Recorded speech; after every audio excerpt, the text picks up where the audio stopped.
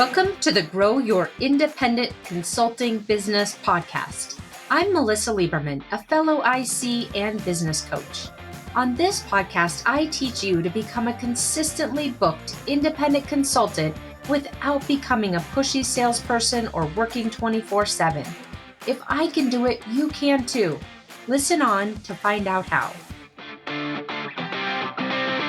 Today, I'm talking with Kymm Martinez, founder of Wilder Marketing Group. And there's something about Kymm's story that I think a lot of independent consultants will recognize. She wasn't sitting around avoiding business development. She was doing it. She was having conversations. She was tracking her activity. She had a strong network. And with almost 20 years of experience at General Mills, followed by 2 CMO roles, she definitely understood marketing and business. But all of that activity wasn't creating the kind of predictable pipeline that she wanted. And she couldn't figure out why. And that's one of the things I love about this conversation, because sometimes the problem isn't that you need to do more. I'm going to say that again. It's so important, because sometimes the problem is not that you need to do more. It's that you need to look more closely at what you're doing and figure out where it's breaking down. And that's what Kymm is going to share with us here today. She talks about what she discovered, how she discovered what she was doing, why things were getting stuck, so that she wasn't just doing a bunch more activity and still getting the same results. And we talk about it, why a calendar full of conversations can look very successful when you're looking at it on the surface level, but then why you're not getting closer to clients and what her experience was with that. And then we talk about some of the corporate habits that she brought into her consulting business without realizing it, including one that was making business development much harder and more time consuming than it needed to be. Then we get into some perfectionism, talking about perfectionism in a very specific way about how it was impacting what Kymm was doing in business development, and even on the client delivery side, and how she's been managing through that perfectionism to eliminate it or at least reduce it. And she shares the way that she's thinking about it differently now that gets her into a spot that's actually more beneficial for her clients. So I'm so excited for you to hear this episode. There's also a really interesting part of our conversation where we talk about what happens when real life collides with the business that you've built. Kymm got an unexpected situation. She'll tell you what it is this summer. And it forced her to think differently about what actually needs to happen, both on the client delivery side, and also to keep business development progressing forward. So I can't wait for you to hear this episode. Listen to the very end, and she'll share some really valuable, and she'll share some very valuable insights into how to think just to keep going when you're feeling down, or when you're questioning whether this is the best type of business model to be in, or whether you should go back to corporate. I think it's so inspiring to think about your consulting business in this way. So I'll tease it a little bit and have you listen to the very end where she shares that. So overall, and throughout the episode, you'll also hear Kymm talk about her experience in the lead gen sprint, which is some of the things that she didn't realize needed to change when she joined, and that ultimately changed for her. So that's the highlight of what you're going to hear on today's episode. I'm so excited for you to hear Kymm's perspective. And if you've been putting effort into business development and you still don't feel like you've got a repeatable way to keep those right opportunities going, I think you're going to get a lot out of Kymm's experience. So let's get into it. I'm so happy to have you on the podcast this week, and for everyone to hear your experiences and background as a consultant, and just hearing from a peer independent consultant is so valuable. So thank you for taking the time to be here. Will you give us a brief introduction about your background and what you do as a consultant? Sure, I'm happy to. And first of all, let me just say I'm thrilled to be here. I'm super fangirling on you. You've been one of my favorite voices in this space ever since I started the business. And so the fact to be able to actually be able to be on your podcast is a true honor. So thank you so much for that. So my background into entrepreneurship, I actually never thought I wanted to be an entrepreneur. Like, I was a large company girl, enjoyed it. I was almost 20 years in marketing with General Mills. And then I went on to be the chief marketing officer for a university, and then the chief marketing officer for a large national nonprofit. thought I was like super happy in those worlds. But the longer I got into it, the more I started doing that math around what gives me energy versus what takes energy away. And I was like, you know what? I think I'm ready for more agency in my life. I want more choice on what I'm working on with the people that I'm working with. So I quit my job with having no idea what I was going to do next, which is not something I'd ever done in my life before. And out of the reflection that came on the other side of that was I started Wilder Marketing Group in September of 2024. And so I started thinking of myself as a fractional chief marketing officer and with strategic marketing advising as some of my offerings. And I had all sorts of ideas on all the different things I was going to be doing. But in the 2 years, almost 2 years since I've run this business, I've realized my sweet spot does seem to be small, medium sized companies in that 5 million to 150 million space. Companies that actually could really level up their growth by having somebody with my background kind of coming in and helping them diagnose what was going on at the heart of it. Because of my general nose background, I have that general management and my MBA. Like I have that business mindset that's coupled with marketing. And I have to be really careful too, because sometimes people think of marketing as like the arts and craft part of a business Right. as to Right. the rock solid business fundamentals. So that's what I do. I come in and I help diagnose issues and help companies move forward as a result of it. So that's the business that I've been very happy to run now for almost 2 years. Phenomenal. Tell us what surprised you the most. So you didn't anticipate starting this business, No. but decided to. Some of us fall into it. But what surprised you the most about building a consulting business, especially after having spent so many years as an executive? Yeah. What really surprised me, and actually your book really helped me articulate it because I'm not sure I would have been able to say it this way without actually having the benefit of your wisdom there. But this notion of going from an employee to a business owner and what that mindset shift would be like to go from one to the other. I hadn't ever really thought about that before. And, of course, another example is being in a large organization. Every time you would go to set targets for the year, it was always a under promise, over deliver situation. You never ever wanted to sign up for a target that you didn't 100% know how it was you were going to hit that. And, one of the things that you said in your book as a business owner that really struck with me was this notion of where do you want to be 3 years from now? And instead of incrementalizing your way to, okay, every year you're going to get a little closer, take that goal and make that your next year's goal because if you think of yourself as a business owner of that size business, you will fundamentally think and act differently than with the size of the business that you are today. That just sort of like blew my mind. And I thought about, wow, that makes a ton of sense. So it was just this laddering into being an actual business owner and getting rid of the assumptions and things that I was carrying with me from the corporate world.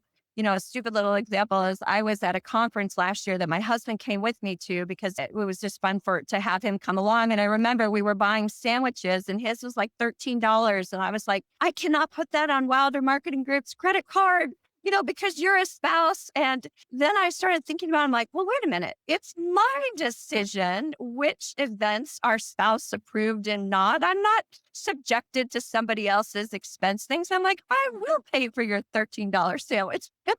Just little things like that though, but they hold you back. Another thing that you talked about was just compensation.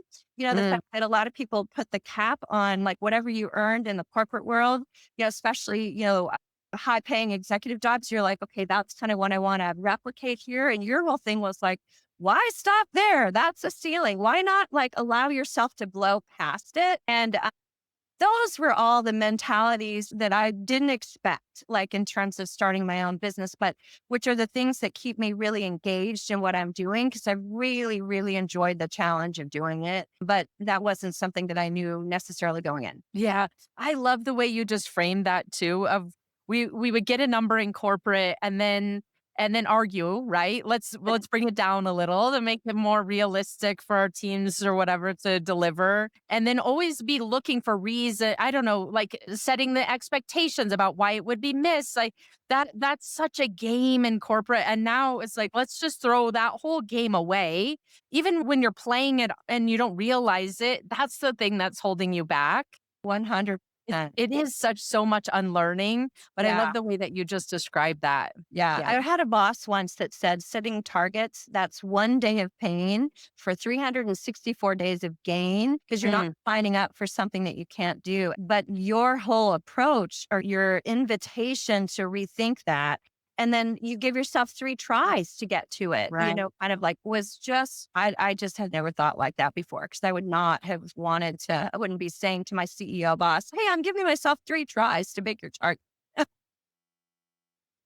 Absolutely. I can't even tell you the number of times that I've set a target. I mean, they're all made up. Even the targets in corporate are made up, really.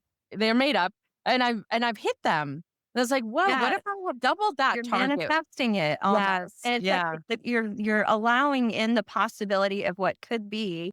And I also think that you subconsciously then are seeking out opportunities and you're connecting You're dots that maybe you wouldn't have if you hadn't have set that expectation for yourself. So it makes a ton of sense now that I'm living on that side of it, but it took a while for me to be like, wait a minute, what if I can't hit that? right. Yeah, absolutely. For sure. Tell us a little bit about you've been a marketing executive and have that experience coming into the independent consulting realm. And this is what you do with your own consultants. And you've been really good. One of the things you shared with me when we first met each other is that you're really good at converting once you get a really good opportunity. But given your marketing background, tell us more about where has business development been harder than you expected? Yeah. So when I started my business and actually when I was talking to people when I was in that reflection period in between like what after I quit my job and then I decided what I was going to do next. And people, it was really people in my network that like you should do your own thing. And I was like, no, I've never really like thought that I was going to do my own thing. And they're like, no, you should. Although that was quickly followed up by, I don't have a project for you, but you should do your own thing. So because I know a lot of consultants actually get into it, they fall into it because they have somebody that says, if you go start this, I'll be your first client. Well, I didn't have the luxury of that. And part of it, I think, was because I came from such large corporations. And it turns out my sweet spot is more these smaller, sort of organizations. So one of the things, the challenges in the beginning with business development was just getting in front of the right people and making sure, like I found that I was pretty active with lots of discovery meetings. I was using my warm network to kind of get out there, but I wasn't necessarily having conversations with the right people. And I also, and this still continues to happen to me to this day, I also have a lot of people referring other people who are what I'm going to call fractionally curious or other people that want to go into that solo world and in my network, like, oh, you should talk to Kymm because she's done it and she'll help you. And while I was very grateful to have other folks that went in front of me who were really kind with their time and helped me make my way, those are a lot of meetings that I don't get a lot of return on now that I'm trying to kind of do my own business stuff. So one of the things I know you talked about in our sprint was how to get out of those kinds of Mhm. meetings. One of the and obviously sometimes you take them because, it's a good connection and all of that. But I actually have recently created my own story in written form so that when I get those kinds of requests, I can say, here's all the resources that I used and leveraged. Let that be your starting point so that we don't actually have coffee and then I have to tell the same story like 15 times. But it really was about this notion of not thinking about it was more like I was thinking about conversations and saying yes to them, but as opposed to really thinking about who would be somebody that I would need to speak with. I think the other thing is the foot in the door offer. You talk a lot about this too, just sort of what is that thing that you can come in and you can ladder up, kind of like into a bigger engagement. To be, in all honesty, I feel like I'm still working on that and refining that, but it's getting better and better like over time. I think what I started with versus where I am now is in a better place. So I feel like my business development is I'm more choiceful, I'm more intentional about where I'm spending my time now than than the way I was doing it before. Yeah.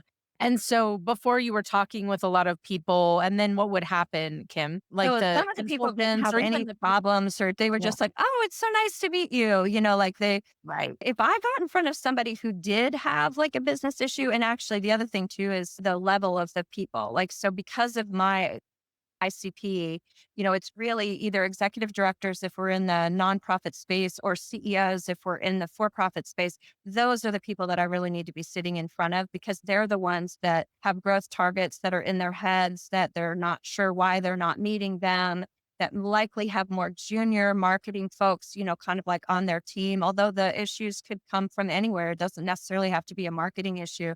So when I went back and thought about it in terms of like how many CEOs slash executive directors am I sitting down in front of, that was also like a wow. The number of discovery meetings or the number of meetings that I was so proud of having into like a wow, this is a really small subset that are Yeah. people that really kind of like fit this ICP. So when I'm in front of those people, the conversion rates tend to be pretty high, but it's about controlling my time with others when I'm not in front of. And I'm like, so if I'm sitting in front of somebody who doesn't have the power, to kind of like hire me or, those meetings aren't necessarily going to go be as productive as when I'm sitting in front of the decision maker. Yeah. Okay. And so then, so you were having all of these conversations and noticing that they weren't with the decision makers, or even when you were getting referrals, they were more to people who wanted to also become an independent Yeah. and not necessarily a decision maker. And so, at what point did you decide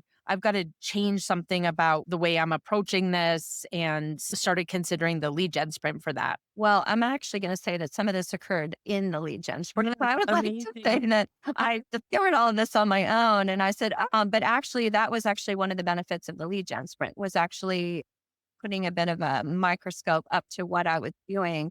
I mean, because again, I tried to be like the straight A student following your book. Like, I mean, I literally put into place all the scorecards of like, my tracker of going from like, requesting a meeting to the number of meetings, the percentages and looking at all. I had all of that. And yet it wasn't translating into the kind of repeatable, predictable pipeline that you talk a lot about that I'm very bought into wanting from my business. And I wasn't 100% sure why. So that actually was the momentum behind like, you know what, if I do this lead gen sprint, if I get a chance to tap into your brain directly as opposed to participate in a cohort and hear, kind of how other people are going about this, it was really that unlock that got me to realize some of the things that I was doing that was, I wouldn't say sabotaging, but it wasn't like the best use of my time, but I Yeah. didn't even realize it because it was activity.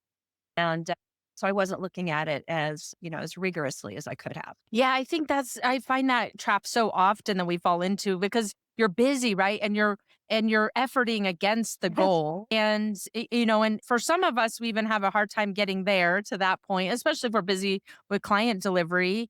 But then you start noticing, wait a second, this isn't creating the results that I'm looking for. Now what? And it's like that microscope scope like you're describing is often I find that there's like 5 points that people get stuck in, and I always like to look at it as like, let's tackle one, like you were just describing. The first thing to tackle is, are you getting conversations? You were doing that, but they weren't leading anywhere. Okay, let's now tackle that one and be able to take that microscope to it so you can just solve it step by step.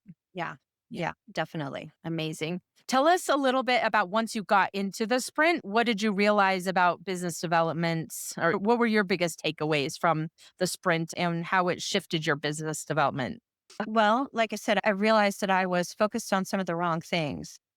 I was focused more on quantity and I wasn't focused on quality. And that was actually something that I needed to recalibrate for myself. I remember, one of the exercises that you have us do on the sprint is to identify what your dream client is. And I remember being just like, what do I even do with that? Like, how do I even know what my dream client looks like other than like somebody who would pay me to do work I love? Like, I could do that. But I mean, as far as like how to exactly go about identifying that. But in some of the subsequent coaching conversations, that you had with me as well as others, it's great that you can actually listen in like a fly on the wall to your coaching conversations with other people because you learn a lot in that as well. And this notion of that I needed to be more planful in terms of, it's not who do I know, but it's who do I want to know, which was a Mm. big mindset shift for me. Cause again, I have a pretty large network just from my corporate side, but how do I leverage that network more strategically to get to the people that I want to get to? Like another issue or not issue, but another, some consultants are lucky in that when they niche into an industry. And they're like, I am going to be going after this kind of person in this kind of industry and solving this kind of problem. And I've deliberately resisted that because my own career has spanned financial services and consumer packaged goods and higher ed and nonprofit. And I love the breadth of that. And that breadth, I think, is one of the things that gives me wisdom in terms of being able to see patterns and make connections. So I haven't necessarily wanted to do that. But because of that, then that also comes with the challenge of how do I articulate, what it is that I do that's different, and how do I explain, what it is that I'm doing? In fact, I have a client right now. I'm on retainer with this client who in the past, they would have called me their fractional chief marketing officer, but they're now calling me, and this was their idea actually, chief growth architect, because the CEO did not want me to be pigeonholed into marketing, and they didn't want the salespeople to just think that all I did was marketing. So it was his idea. It's like, I want to call you the chief growth architect because that's more what you're doing. And I know you've told me that too, like kind of in our conversations, you're like, be careful you're not limiting yourself by like a function when you might be able to do more. And so it was those kinds of ideas that started to open up for me. And like I said, I'm not saying I'm all the way to baked. I mean, these are still things that I'm still working on. I'm still on a journey. And I'm actually really happy for that because I feel like it's more interesting to be on a journey than to like be like, I'm done, kind of like I part of it. But these are all things that I could still work on, but it's been fun. Sometimes I think like, okay, I've nailed this. And then it is always, I've been doing this for 14 years, right? Like it is partially, I think, why we are consultants. We love the variety. We love the creativity of it. We Yes. love the problem solving of it. So I don't think for the most part, most of us wouldn't get to a place where we're doing just a cookie cutter anyway. But then also this idea, like you were just describing, the chief growth architect, you hear that from a client, and then that just spawns a bunch of other ideas. And so it's such a living thing. But to have like a framework you can always go back to and fit it in is what I found to be what makes it repeatable in that sense. You never have to stick with one thing all the time, but you have that repeatable framework. Well, and the other framework that you introduced in your book that I really love too is that arc of like the life cycle of your consulting business, or when you start, you're dependent. You're very Yeah. dependent on people bringing you business. And then I think the next step was like you start to create, kind of like the business on your own. But at the end of the day, like if you can get there, you get all the way to you are sought after. You're known for something. I'm super excited by that vision. I'm not there, but just thinking about how do I get there? What do I need to do to get there is something that, again, it's sort of one of the reasons why I get out of bed in the morning. I'm like, this is fun to think about. It's like a challenge to figure this part of it out. So there's always something, as you say. Yeah, that's right. Okay. So one of the things that you had shared with me along the course, either before we started the sprint or along the course of the sprint, was that one of your challenges was perfectionism. And so I'm curious, how was that showing up and impacting your business development? Yeah. Curiously, it was actually one of the biggest blockers that I feel like I had. And it was an aha that I did not even realize until I kind of went into the sprint. And, one of the folks in our sprint cohort was telling a story about Lauren Michaels and the Saturday Night Live experience in terms of like, how do you know, Lauren, when the show is ready to go on? And he says, because it's 10:30 and that's when the show starts going live. And this notion of like, you're never going to feel all the way ready. You just need to get there. That was actually an impactful aha.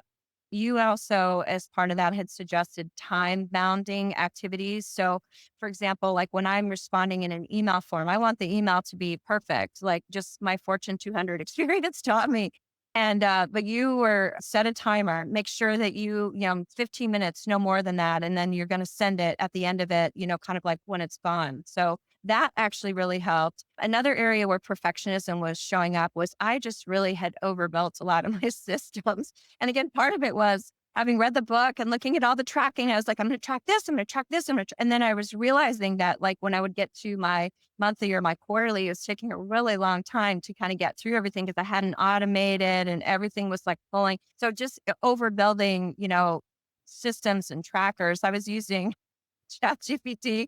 And I had put in all of this stuff. I'm like, can you help me make sense of that? And they were like, ChatGPT was like, you have built something that would be good for a mid-sized company to track there. And yet you're a solopreneur. Like, that's kind of like part of your issue. So just Right. learning how to not reduce my standards per se, but just to get more comfortable with going out a little bit far in advance.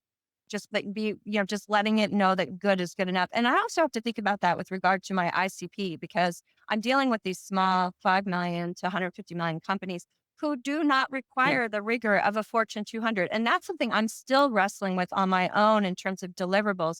I want to give them, what I know I can deliver. And I have to pull back and stop myself and say, but is this really what's required? Is this called for? Does Mhm. my client really need this level of perfection?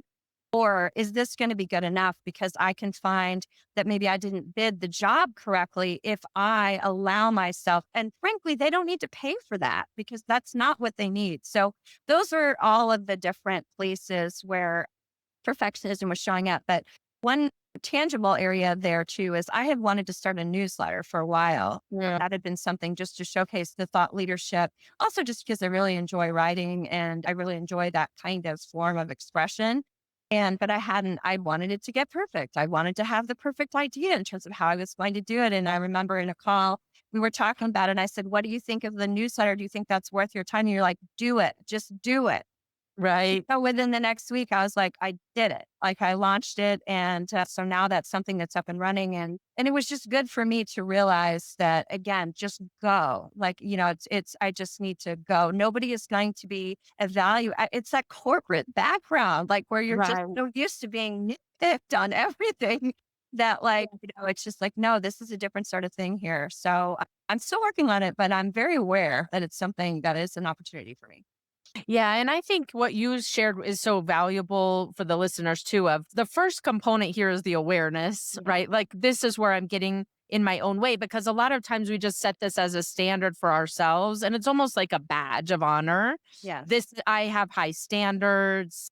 And of course, none of us want to be operating from low standards, of course, but sometimes it's just a method that ends up getting us stuck in over delivering, in Yeah. not giving the client what is most valuable to them, like you Yeah. just pointed out. And Exactly. so We're having that always talking about redirection of that. remembering like I'm doing this for me, of course, because I love doing it, but what is most valuable to them? Always Yeah. coming at it from what's value added to the client and what is it that they need and what would they pay for versus what don't they need to pay for. Again, that's another mindset shift, being a business owner is I need to think about it much more from their perspective and what's going to be helpful to them, not just what I know I can do. So Yeah. Yeah. Which then makes it easier too, because then when we take ourselves out of the equation, it can make it so much easier to keep moving forward. 100% this Yeah. notion of depersonalizing it. We talked a lot about that in the sprint, but just, like people aren't going to get back to you. You're going to get ghosted. There's going to be all sorts of things that happen.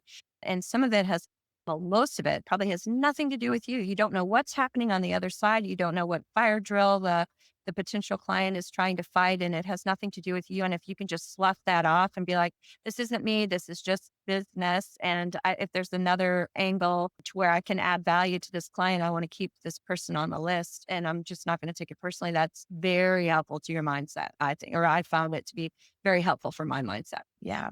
Was there anything, Kim, about the sprint that surprised you that you weren't expecting? Yeah.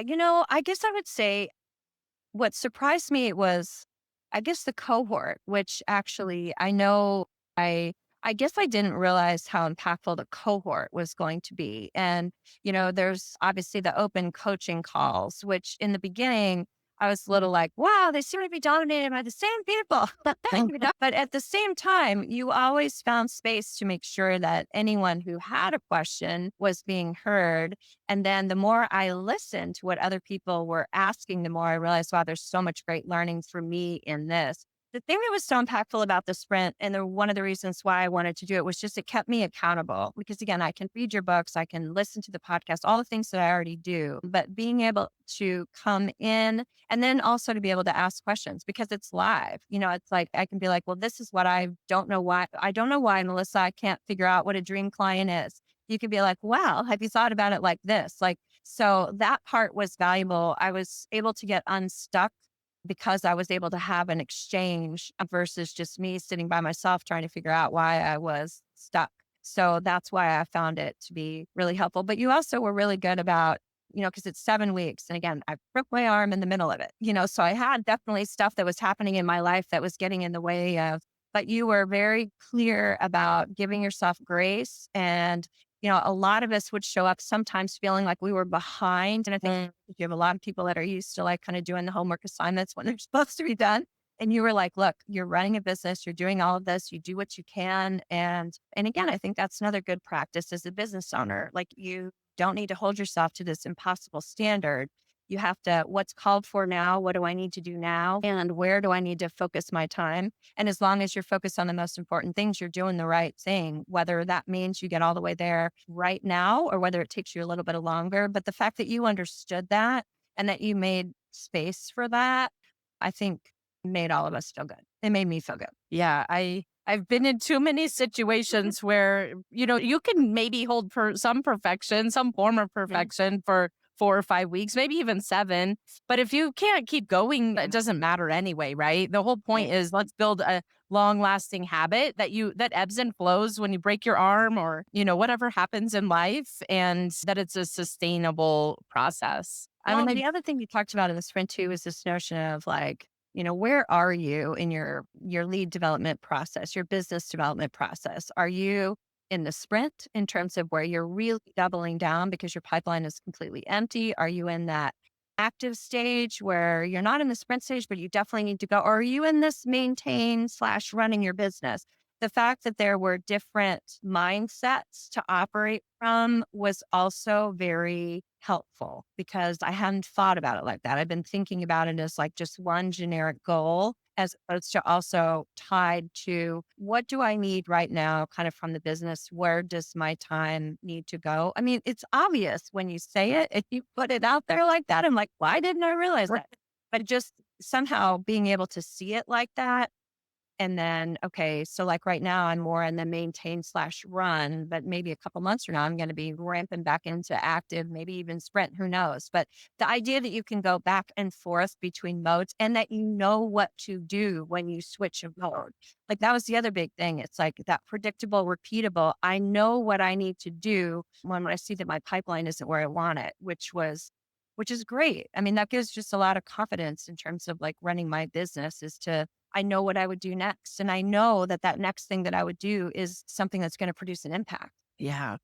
Just to just for the listeners, I want to point out that Kymm shared what the 3 modes are, and one of them is not no business development.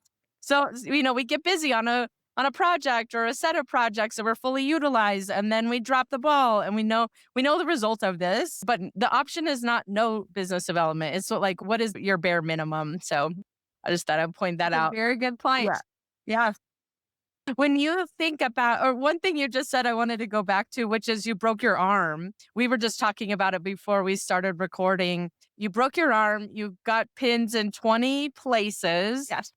And just to take an aside here for a moment, I think it's something that's really important to talk about. When we're responsible for everything in our businesses and something unexpected happens like that, we've got to figure out a way to navigate it. So, would love for you to talk a little bit about how did you handle your client load? How did you handle business development and the other responsibilities you had as an independent with one arm? Well, the most ironic thing was I broke it a day before I was due to start a pretty significant engagement with a new client that was supposed to last 8 to 10 weeks. And so I think the first step was, first of all, just realizing there's a new normal and looking at trying to figure out how do I get things done that I used to do this way, but now I need to do this way. Even stupid little things like, how do I do my hair when I cannot lift this arm? And the answer is dry bar. So I was actually trying other kinds of products and services because I had to. It was using a lot of dictation, like in terms of voice to text, which actually is probably something I'm going to stick with because I was using ChatGPT to dictate and to make my stream of conscious more concise before I put those prompts into other AI systems. And that was a definite best practice versus going into some of those other AI systems with the stream of conscious. So there's things on the other side of it that I was like, wow, this is definitely something that I want to keep. But it was also just I needed to prioritize. Like, so what are the things that need to happen now? Because I was starting a new client, which then has now turned into another, large, another second project with that same client. that's one of the reasons why I'm in the position right now where I've been able to go into that like run slash maintain. But that, as you say, does not mean nothing. I still have goals for what I'm trying to do, kind of like during this time. So it doesn't mean going down to zero. And then just realizing when I need to take breaks and just I need to listen to my health. And if my Yeah. arm is throbbing, I am not going to be able to sit through another Zoom and I'm going to have to go do something about it. But yeah, it was a little interesting just because there's nobody else that can really step in.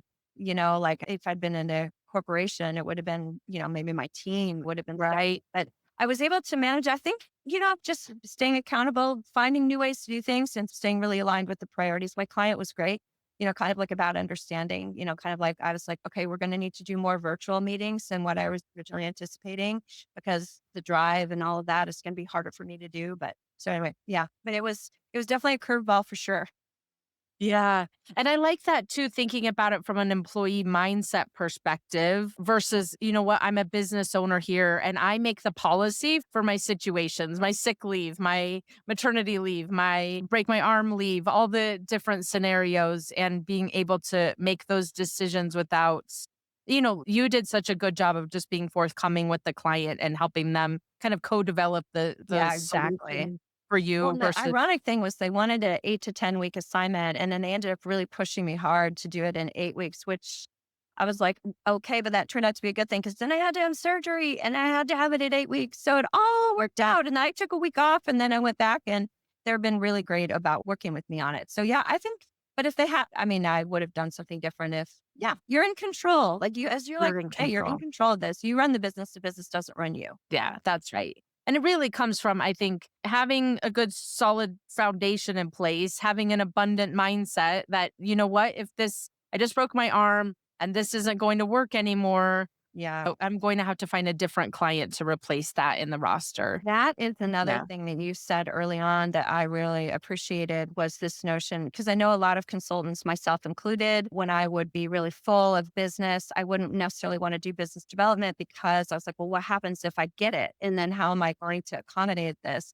And you've said all along in your books, podcasts, every time I've ever heard you talk about this, you'll figure it out. Yeah. That's a good problem to have. And then you've provided like 5, 6 different ways of how you could figure it out. And I've taken a lot of solace from that too, because yeah, there are other ways to get it done. You don't have to skin the cat in just one way. And then once you remove, I know you talk a lot about mindsets and the importance of getting your mindset right. And once you remove that as a barrier that's holding you back. Well, what if I get it? It's like, nope, you'll figure it out. And these are the tactics that you can use to do it. And same with like this situation in my business. If I needed to bring in somebody else to help with some of the day to day stuff, I could have done that. Like I could have outsourced that if I needed to. But Yeah.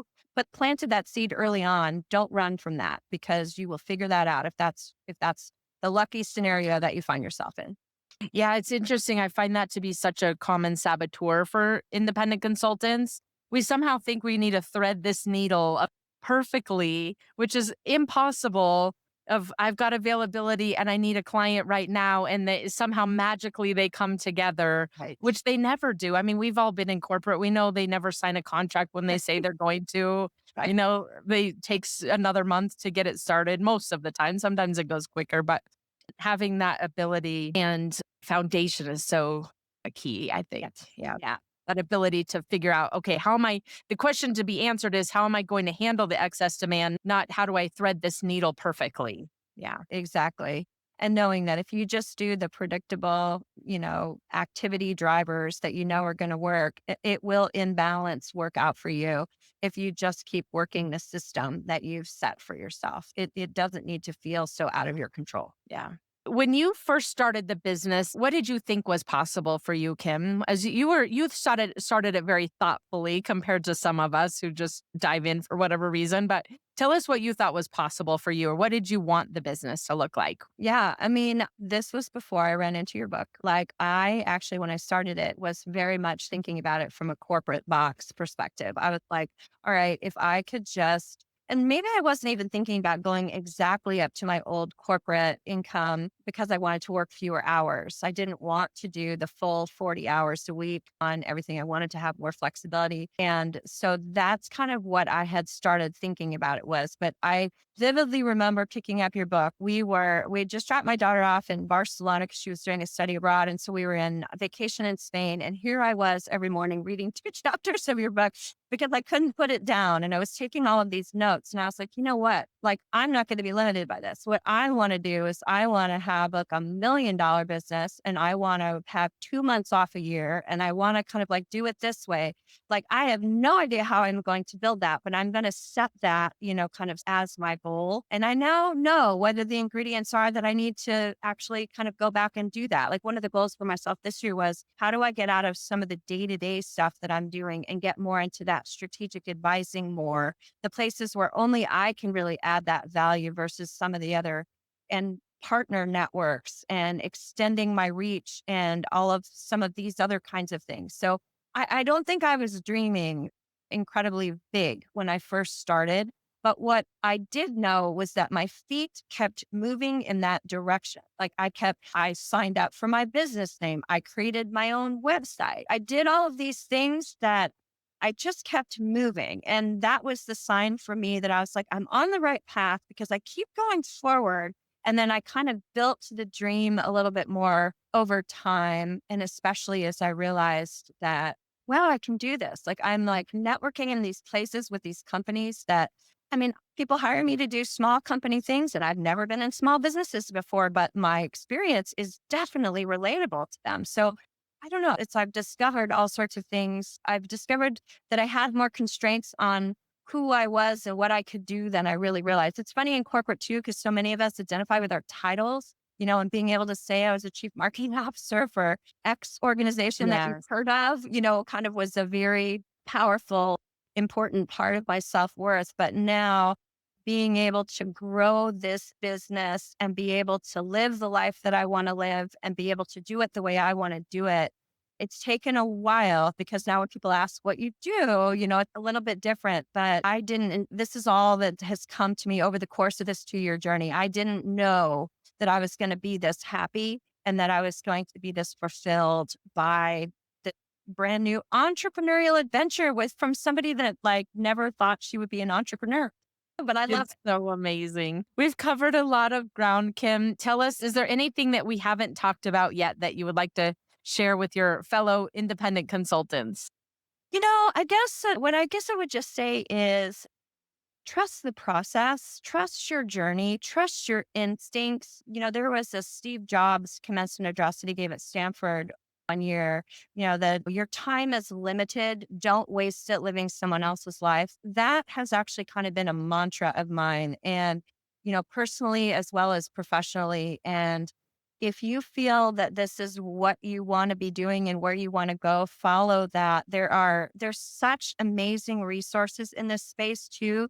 In addition to all of your terrific, amazing resources, the SCORE does all sorts of wonderful webinars, there's all these places that small businesses and entrepreneurs can get help for not a lot of money, sometimes mainly free. I mean, there's all sorts of things that you can learn and you just need to like be open to it. You need to reach out, kind of like to it. And in fact, that's how I was connected with you. I got my MBA from Kellogg and there was a webinar that they were doing on fractional. And actually, interestingly enough, it was for alums only. And it was one of the most oversubscribed webinars that they had, which just Yeah. tells you something about solopreneurship and all of this. And one of the presenters was somebody who had been a client of yours, Yeah. because you had been his business coach. And that was how kind of like, so one thing leads to another. And I guess Yeah. I would say to my fellow entrepreneurs, follow that path. Like, keep getting out there. You never know. Keep making discoveries and follow the path because it will all connect if you just continue to believe that your time is limited. Don't waste it living someone else's life. Yes. I love that so much. And as we wrap up, Kymm, is there anything you would say to those fellow consultants who are considering joining the sprint and would like to hear from a student's perspective what your advice to them would be? Yeah. Well, first of all, I would say it's a very cost effective way to get into Melissa's brain. I mean, like, it's really wonderful. Like, and I think a lot of us, and it took me a long time before I was willing to spend money on Wilder Marketing Group because I was just wanting to do everything so cheaply in the beginning because I wasn't sure, like, am I still going to exist a year from now? Then I started to make strategic investments, and professional development is really important. And we would have had that in the corporate world. You'd be asking for somebody else to be paying for it, but you'd still be asking for it. And I just feel like in this, what is your professional development investment that you're going to make kind of like at what point where you are in your journey? And for me, the sprint fell squarely into it was a professional development opportunity that made a ton of sense given the questions that I had. So I guess I would say to my fellow entrepreneurs too, don't be afraid to invest in yourself. I know it's hard in the beginning because you're just not sure. But again, finding these resources that can really help you and help you grow will pay dividends on the others. I feel like the ROI of doing the sprint has already paid out for me in spades. So I love that you're doing this. I love that you're scaling your ability to impact people and be able to have these kinds of conversations. So I would say if this is what somebody is trying to figure out, if lead gen is kind of like their blocker, it's a great investment. Thank you. It was so good to have you in the cohort and to know you and to see how far you've brought the business in just these last couple of years. So, anything else that we haven't talked through before we wrap up, Kymm?